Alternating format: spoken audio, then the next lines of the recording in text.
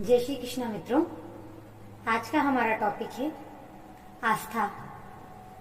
ईश्वर पर आस्था, विश्वास। पता है, थोड़ी सी भी मुसीबत आती है हम कहने लग जाते हैं, अरे ईश्वर है ही नहीं, वो हमारे साथ नहीं, वो हमें समझता नहीं, वो हमें परेशान करता है, और हम ईश्वर पर से भरोसा छोड़ देते हैं। ईश्वर कभी नहीं बोलता कि आप मुझ पर भरोसा करो कि ना करो, बट अगर आपने ईश्वर पर भरोसा किया है तो पूरा करो। आपको अपने कर्मों के फल तो भुगतने ही हैं, उससे तो ईश्वर आपको नहीं बचा सकता, बट ईश्वर आपके लिए हर जगह पर अपनी तरफ से सहारा लगा सकता है, आपके लिए थोड़ी सहूलियतें पैदा कर सकता है कि आप उन कष्टों को, उन कठिनाइयों को सहन कर सको। एक कहानी आती है मेरे दिमाग में। एक बुजुर्ग व्यक्ति था, उसके 4 बेटे थे, और वह इतना बीमार हुआ कि शैया पर हो गया। उसका मल मूत्र विसर्जन भी शैया पर होने लगा।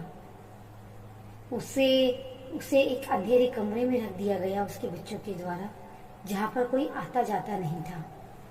परंतु जब भी उसे मल मूत्र विसर्जन करना होता, उसे पानी पीना होता, उसे कुछ खाने की इच्छा होती, कोई एक बालक दौड़ा हुआ आता, वो उसका नित्य क्रियाकर्म करवाता और वहां से चला जाता।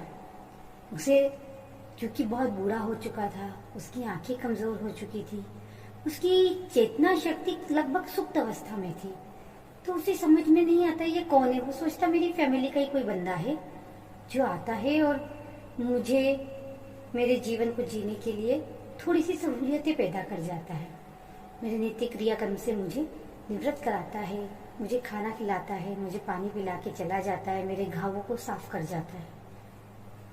लेकिन वो ये नहीं समझ पाता कि उसकी फैमिली का कोई बंदा उससे मिलने ही नहीं आता, उसके परिवार का कोई पुरुष उससे मिलने नहीं आता, कोई परिवार का सदस्य उससे मिलने नहीं आता। लेकिन जब भी वो आवाज लगाता है, ये बच्चा आता है।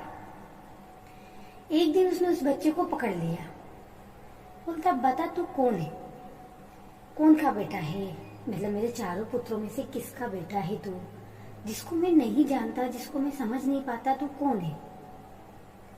तो वो बालक मुस्कुराने लगा और हंस दिया, बोलता है मैं वही हूं जिसे तुम प्रतिदिन गालियां देते हो। कौन?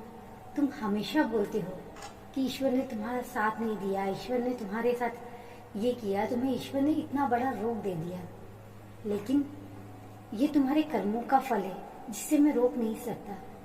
पर तुम्हारे सत्कर्मों का फल है कि मैं इस चीज के लिए तुम्हारे पास नित्य आता हूँ, और तुम्हें ये जो कर्म फल भोगना पड़ रहा है, इससे परेशानियां ना हो, इसके लिए मैं तुम्हारे लिए यहाँ पे सुविधाएं जुटाता हूँ, तुम्हें नित्य क्रियाक्रम से निवृत्त कराता हूँ, तुम्हारे लिए खाना पानी देता हूँ।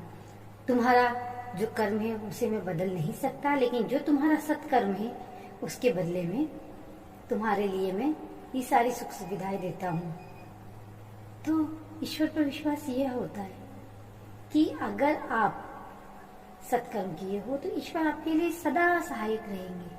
फिर क्यों आप ईश्वर पर विश्वास नहीं करते? आपको ईश्वर पर भरोसा करना होगा, आपको ईश्वर को पुकारना होगा, वो आएंगे आपके पास और आपके लिए हर प्रकार की सुख सुविधाओं को जुटाएंगे। धन्यवाद।